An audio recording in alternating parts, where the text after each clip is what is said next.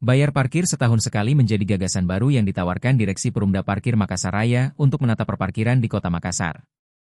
PLT Direktur Utama Perumda Parkir Makassar Raya, Adi Rashid Ali, mengatakan pembayaran akan dipaketkan saat masyarakat mengurus perpanjangan STNK. Untuk kendaraan roda 2, tarifnya Rp1.000 per hari atau Rp365.000 per tahun, sedangkan roda 4 dikenakan Rp2.000 per hari atau Rp730.000 per tahun. Kendaraan yang telah melunasi biaya parkir akan diberi stiker sebagai penanda, sehingga juru parkir mudah mengidentifikasi. Bagi yang tidak berlangganan akan dikenakan tarif lebih tinggi, yaitu Rp3.000 untuk roda 2 dan Rp5.000 untuk roda 4, termasuk warga luar Makassar yang parkir di tepi jalan umum. Kebijakan ini tidak berlaku untuk lokasi dengan izin pengelolaan parkir sendiri seperti mal yang menerapkan tarif progresif. Berdasarkan data di Telantas Polda Sulsel hingga Desember 2024, potensi pendapatan dari skema ini mencapai lebih dari Rp800 miliar per tahun.